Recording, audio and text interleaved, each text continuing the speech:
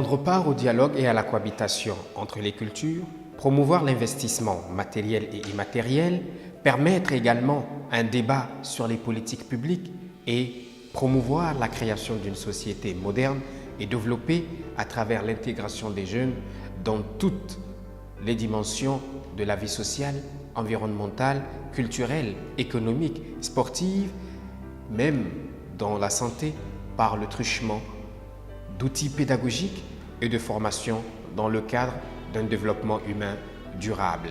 Telles sont les missions pour lesquelles l'Association internationale Clé de la paix pour le développement et la solidarité a été créée.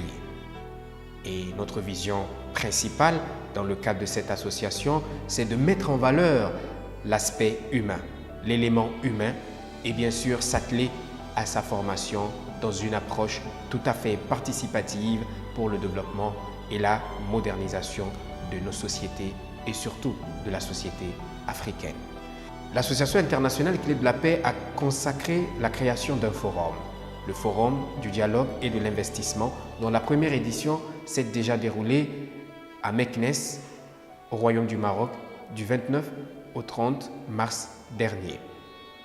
À l'issue des travaux de ce forum a été consacrée l'émergence d'un projet, le projet de la caravane intitulé « Caravane interculturelle du dialogue et de l'intégration » qui portera des messages de paix. Notre trajet traversera 17 pays du continent africain, de l'Afrique du Nord en passant par l'Afrique de l'Ouest et enfin l'Afrique de l'Est. Notre grande caravane qui porte des messages de paix, caravane de dialogue et de l'intégration, ira du Grand Royaume du Maroc, à partir de Rabat, longera toute la côte atlantique de ce grand royaume pour atterrir en République de Mauritanie. Ensuite, nous continuerons à découvrir la terre de la Teranga, Dakar, la République du Sénégal. Et nous continuerons en République de Gambie, puis en Guinée-Bissau.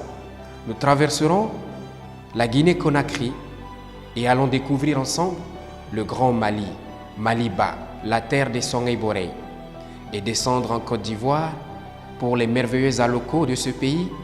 Et nous continuerons en chemin pour découvrir la République du Ghana.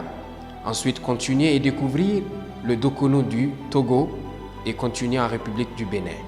Et nous remonterons ensemble pour découvrir la terre des hommes intègres, la République du Burkina Faso, traverser le Niger, Niamey la belle cité. Nous continuerons vers la République du Tchad, N'Djamena, puis le Grand Soudan, ensuite l'Érythrée pour terminer en République fédérale démocratique de l'Éthiopie, soit une distance de 16 423 km et donc plus de 250 heures de chemin.